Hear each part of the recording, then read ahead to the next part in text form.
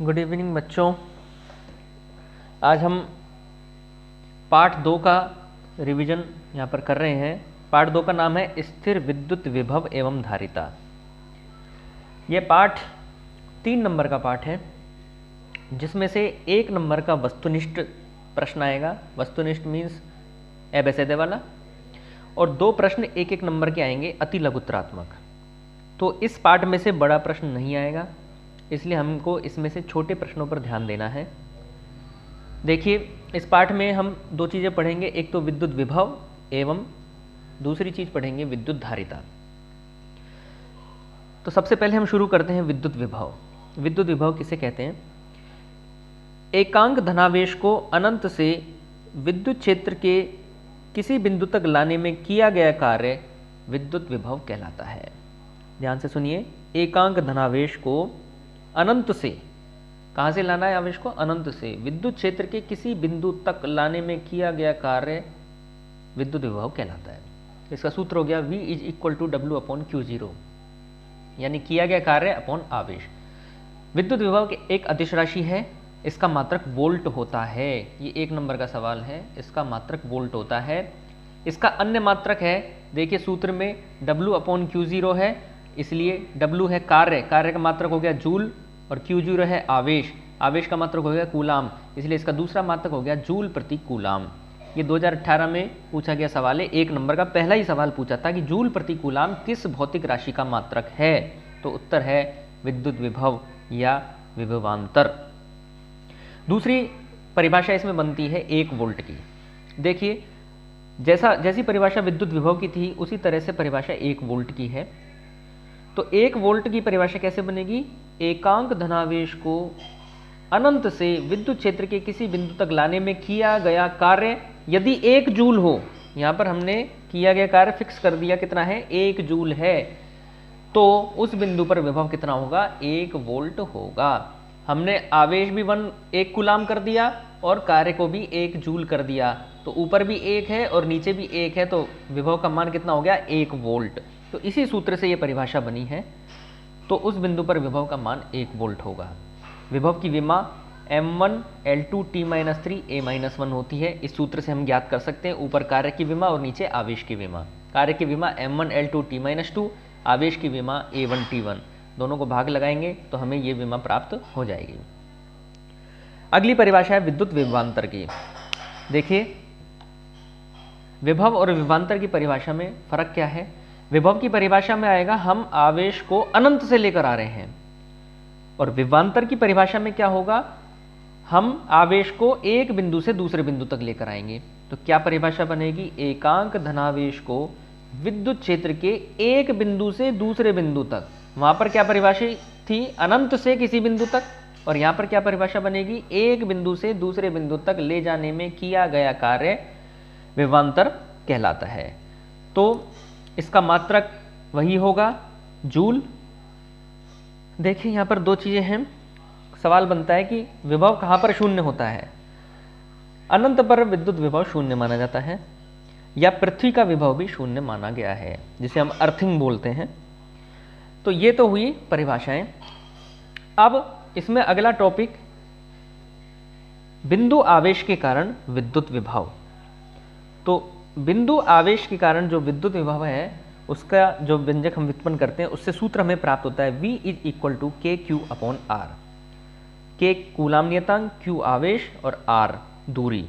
R दूरी पर बिंदु आवेश के कारण विभव का सूत्र V = KQ/R। यहाँ से हम देख रहे हैं कि विभव V R के व्युत्क्रमानुपाती है, दूरी के व्युत्क्रमानुपाती है, अर्थात दूरी बढ़ने पर विद्युत विभव का मान घटेगा, इसलिए इसका ग्राफ घटते हुए होगा। अगला टॉपिक है विद्युत द्विध्रुव के कारण। अभी हमने क्या पढ़ा? बिंदु आवेश के कारण। अगला टॉपिक है विद्युत द्विध्रुव के कारण विभव। अब आवेश 1 नहीं है, 2 हैं, क्योंकि द्विध्रुव है, द्विध्रुव में 2 आवेश होते हैं। हमने अध्याय 1 में पढ़ा था, नाम ही इसका द्विध्रुव है, इसलिए इसमें 1 नहीं 2 आवेश होंगे, और दोनों आवेश कैसे होंगे? समान परिमाण के होंगे, परंतु विपरीत प्रकृति के होंगे। ये परिभाषा मुझे उम्मीद है आपको सबको याद होगी। तो द्विध्रुव के अंदर 1 नहीं 2 आवेश होते हैं। यहाँ पर हम देख रहे हैं, एक आवेश -Q और दूसरा आवेश +Q है। ये इनका मध्य बिंदु O है। इससे R दूरी पर एक बिंदु P है जो कितने कोण बना रहा है, थीटा कोण बना रहा है द्विध्रुव की अक्ष के साथ। अर्थात ये बिंदु P के निर्देशांक हो जाएंगे r थीटा, ये निर्देशांक हैं इसके, जैसे हम गणित में निर्देशांक पढ़ते हैं। तो इस विद्युत द्विध्रुव के कारण जो विभव है उसका सूत्र निकल के आता है V = KP cos theta upon r square. K है कूलाम नियतांक, P क्या है, विद्युत द्विध्रुव आघूर्ण, ये हमने अध्याय 1 में पढ़ा था। किसके बराबर होता है P, Q2A, किसके बराबर होता है Q2A, ये हमने देखा था, ये एक सदिश राशि है। तो P क्या है, विद्युत द्विध्रुव आघूर्ण है, ठीक है। थीटा बिंदु P जो अक्ष के साथ कोण बना रहा है वो थीटा है। अब यहाँ पर हम देख रहे हैं विद्युत द्विध्रुव के कारण जो विभव है वो दूरी के वर्ग के व्युत्क्रमानुपाती है, जबकि बिंदु आवेश के कारण क्या देखा था हमने, V व्युत्क्रमानुपाती R, यानी दूरी की एक घात के व्युत्क्रमानुपाती है। लेकिन द्विध्रुव के कारण देखेंगे तो दूरी की 2 घात के व्युत्क्रमानुपाती होगा, यानी द्विध्रुव के कारण विभव और ज्यादा तेजी से घटेगा क्योंकि दूरी की 2 घात के व्युत्क्रमानुपाती है। अब यहाँ पर हम देख रहे हैं इस सूत्र में थीटा आ रहा है यहाँ पर कोण, इस कोण के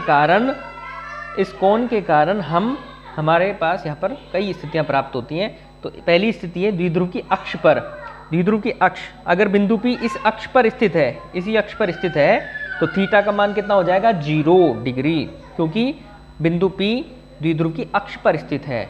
तो थीटा का मान 0 डिग्री हो गया, इसलिए कोस थीटा कितना हो गया, 1, क्योंकि cos 0 का मान 1 होता है, इसलिए द्विध्रुव की अक्ष पर विभव कितना हो जाएगा, KP अपॉन R स्क्वायर, क्योंकि cos थीटा कितना हो गया यहाँ पर 1।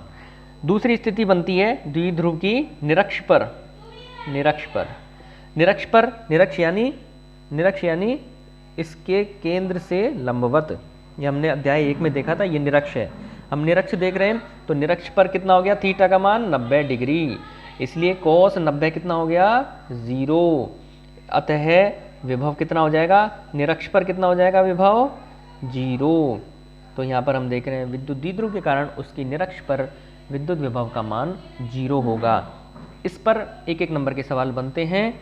देखिए यहाँ पर निष्कर्ष निकल कर आ रहा है, विद्युत द्विध्रुव की निरक्ष पर विभव कितना होगा, 0 होगा। और निर्भरता अक्ष पर कितनी होगी, अक्ष पर अगर पूछेगा तो V व्युत्क्रमानुपाती R स्क्वायर। तो इस तरह से इस पर ये छोटे सवाल बनते हैं। अगली परिभाषा या अगला सवाल बनता है समविभव पृष्ठ। ये आपने पहले भी सुना है और ये एग्जाम में भी आया था कि समविभव पृष्ठ किसे कहते हैं। तो समविभव पृष्ठ की परिभाषा है विद्युत, मैं यहाँ पर लिख देता हूँ समविभव पृष्ठ। समविभव पृष्ठ, देखिए इसके नाम से ही प्रदर्शित हो रहा है समविभव, यानी कि ऐसा पृष्ठ जिस पर विभव सभी बिंदुओं पर एक समान हो, यानी विद्युत क्षेत्र में स्थित ऐसा पृष्ठ जिसके सभी बिंदुओं पर विद्युत विभव समान हो, समविभव पृष्ठ कहलाता है। तो समविभव पृष्ठ पर विभव कैसा होगा, कांस्टेंट होगा, नियत होगा, नियत। इसी तरह से समविभव पृष्ठ पर जो हम देखें, जैसे ये समविभव पृष्ठ है मान लीजिए, तो विद्युत क्षेत्र की दिशा क्या होगी, ये भी एक सवाल बनता है कि समविभव पृष्ठ पर विद्युत क्षेत्र की दिशा क्या होगी। तो समविभव पृष्ठ पर विद्युत क्षेत्र की दिशा सदैव समविभव पृष्ठ से लंबवत बाहर की ओर होती है। इसी तरह से स्थितिज ऊर्जा, स्थिर विद्युत स्थितिज ऊर्जा, इसे हम U से निरूपित करेंगे। देखिए इसकी परिभाषा विभव की परिभाषा से मिलती जुलती है, तो इसलिए हम जरा सा इसके अंदर अंतर है, इसलिए हम उस अंतर को ध्यान से समझेंगे कि क्या अंतर है। देखिए विभव की परिभाषा में था एकांक धनावेश को अनंत से विद्युत क्षेत्र के किसी बिंदु तक लाने में किया गया कार्य। तो विभव में आया था एकांक धनावेश, लेकिन स्थितिज ऊर्जा में आएगा किसी धनावेश को, किसी आवेश को। बस यहाँ पर एकांक की जगह क्या शब्द आएगा, किसी आवेश को। वहाँ पर क्या था, एकांक धनावेश को, और यहाँ पर क्या आएगा, किसी धनावेश को। बाकी परिभाषा सेम है, अनंत से विद्युत क्षेत्र के किसी बिंदु तक लाने में कैसे ला रहे हैं? क्षेत्र के विरुद्ध लाने में किया गया कार्य स्थिर विद्युत स्थितिज ऊर्जा कहलाता है। तो किया गया कार्य स्थिर ऊर्जा के रूप में संचित हो जाएगा, अतः W is equal to Q V. देखिए ये वहीं से विभव की क्या परिभाषा थी? W upon Q zero. तो ये यहीं से बना है, V is equal to W upon Q zero था विभव की परिभाषा में। तो हमको कार्य अगर चाहिए तो इसका वज्र गुणा कर देंगे, तो W is equal to Q V. यहाँ से ये सूत्र हमें प्राप्त होता है। ये किया गया कार्य स्थितिज ऊर्जा के रूप में संचित हो जाता है। जितना कार्य किया जाएगा वो स्थितिज ऊर्जा के रूप में संचित हो जाएगा, इसलिए स्थितिज ऊर्जा U बराबर क्यू वी के बराबर होगा। अब ये स्थितिज ऊर्जा है, अतः ये ऊर्जा है तो इसका मात्रक जूल होगा। क्या होगा? जूल। ऊर्जा कोई सी भी हो, सबका मात्रक क्या होगा? जूल होगा, ऐसा ही मात्रक। और ऊर्जा कोई सी भी हो, ऊर्जा अदिश राशि होती है, अदिश। एक परिभाषा इसमें बनती है 1 इलेक्ट्रॉन वोल्ट की। 1 इलेक्ट्रॉन वोल्ट किसे कहते हैं? तो देखिए अभी हमने क्या सूत्र देखा, U is equal to Q we.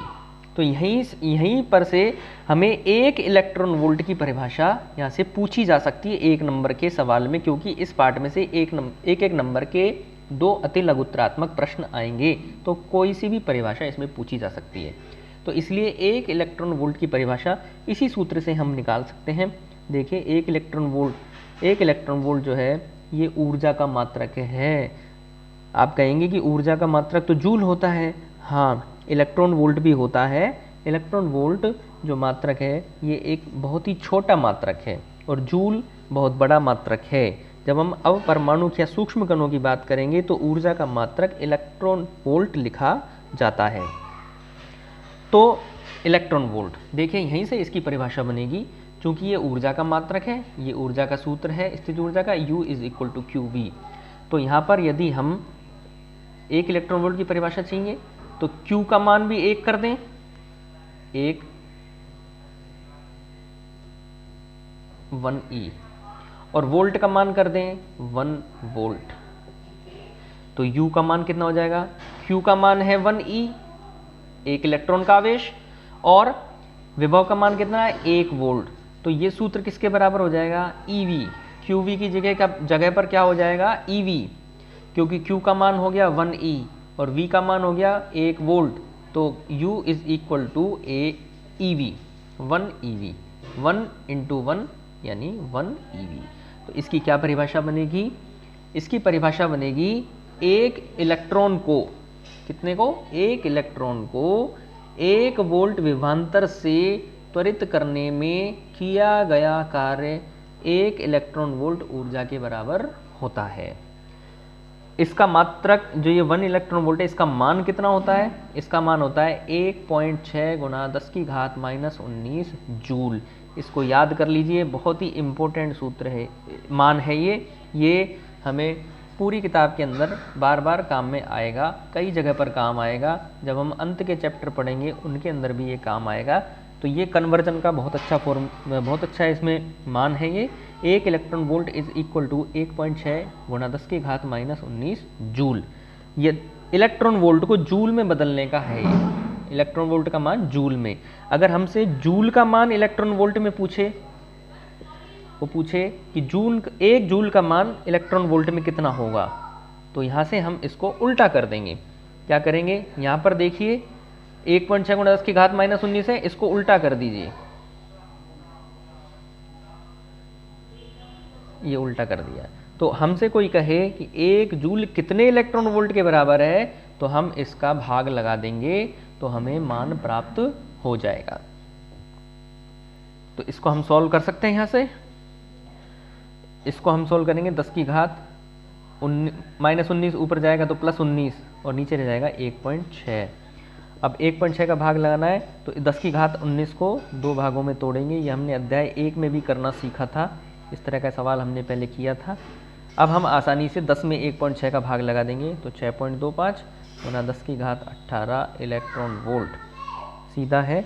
अगर ये मान याद रख सकते हो तो ठीक है, नहीं तो इससे भी काम हमारा चल जाएगा। जब हम प्लांक का नियतांक वगैरह, आइंस्टीन की समीकरण और उसमें पढ़ेंगे तो इनका बार बार हम उपयोग करेंगे। अगला है उम्मीद है आपको ये समझ में आ गया होगा। इसको नोट करते रहिए आप, जो भी पढ़ाया जा रहा है यहाँ पर।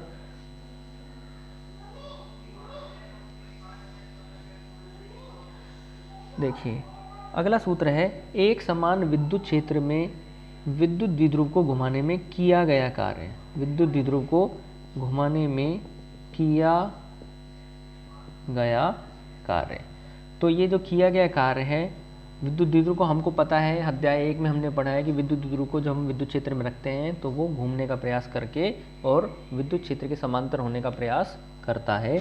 तो उसको जो घुमाया जा रहा है विद्युत क्षेत्र के द्वारा, तो कितना कार्य किया जाएगा, W = PE cos θ1 minus cos θ2। θ1 कोण से θ2 कोण तक घुमाने में किया गया कार्य इस सूत्र के द्वारा दिया जाता है। इसमें हम θ1 और θ2 की अलग अलग स्थितियां रखकर अलग अलग मान प्राप्त कर सकते हैं। अगला सूत्र आता है, बाह्य विद्युत क्षेत्र में किसी विद्युत द्विध्रुव की विद्युत स्थितिज ऊर्जा। विद्युत द्विध्रुव की विद्युत स्थितिज ऊर्जा। देखिए इस पार्ट में से बड़ा प्रश्न नहीं बनेगा, इसलिए हमें छोटे प्रश्न ही याद करने हैं, इसलिए सूत्र ज़्यादा याद करने हैं। और इसमें आगे धारिता पर भी सवाल बन सकता है, उन्हें भी याद हमको करना है और हमें हल करना आना चाहिए। तो विद्युत स्थितिज ऊर्जा का जो सूत्र है वो है, किसका है ये, विद्युत द्विध्रुव की स्थितिज ऊर्जा है, ना कि स्थितिज ऊर्जा बिंदु आवेश की नहीं है। ये किसकी है, विद्युत द्विध्रुव की विद्युत स्थितिज ऊर्जा है। और इसका मान होता है U = माइनस का P.E। ये अदिश गुना है। तो यहाँ पर हम देख रहे हैं P.E, डॉट को हटाएंगे तो cos थीटा आएगा, अर्थात माइनस का PE cos थीटा। डॉट जब अदिश गुना है, डॉट मतलब अदिश गुना डॉट को हटाते हैं तो cos थीटा आता है, और यदि क्रॉस लगा हुआ है तो उसे सदिश गुना कहते हैं, तो sin थीटा आता है। यहाँ पर हम देख रहे हैं थीटा आ रहा है, इसलिए थीटा की अलग अलग स्थितियों पर हमें स्थिति ऊर्जा के अलग अलग मान प्राप्त होते हैं। एक सवाल बनता है, विद्युत क्षेत्र तथा विद्युत विभव में संबंध। विद्युत विभव में संबंध, तो हम यहाँ पर इस सूत्र को याद रखेंगे। विद्युत क्षेत्र जो होता है E, ये विभव प्रवणता, ऋणात्मक विभव प्रवणता के तुल्य होता है। यहाँ पर ये याद रखना है आपको, विद्युत क्षेत्र जो होता है वो ऋणात्मक विभव प्रवणता। प्रवणता क्या होती है, जब भी स्थिति सदिश का या दूरी का भाग लगता है तो उसे प्रवणता कहते हैं। किस में भाग लग रहा है, विभव में, तो इसे कहेंगे विभव प्रवणता। माइनस का चिन्ह है इसलिए ऋणात्मक विभव प्रवणता, इसे हम कहेंगे ऋणात्मक। जो विद्युत क्षेत्र है वो विभव की ऋणात्मक विभव प्रवणता के बराबर होता है। तो हम देख रहे हैं ये सूत्र क्या संबंध स्थापित कर रहा है, यदि विभव दिया हुआ है तो हम विद्युत क्षेत्र ज्ञात कर सकते हैं। विभव दिया हुआ है तो विद्युत क्षेत्र कैसे ज्ञात करेंगे, उसका अवकलन करके। क्या करेंगे, अवकलन करके। यदि हमें विद्युत क्षेत्र दे रखा है और विभव पूछ रहा है तो हम उल्टा करेंगे। देखिए इस सूत्र में क्या है, विभव दिया हुआ है, विद्युत क्षेत्र निकालना है तो अवकलन करना होगा। यदि विपरीत पूछे, विद्युत क्षेत्र दिया हुआ है और विभव का परिकलन करना है तो अवकलन का विपरीत क्रिया होती है समाकलन। तो हमसे अगर विभव पूछ रहा है, विद्युत क्षेत्र दिया हुआ है, तो हमें क्या करना होगा, इसका समाकलन करना होगा। देखिए ये अवकलन है और ये यहाँ पर है समाकलन। तो इस तरह से इस वीडियो में हमने इस पाठ का आधा हिस्सा भी पढ़ा है, विद्युत विभव। अगली वीडियो में हम धारिता के बारे में अध्ययन करेंगे। धन्यवाद।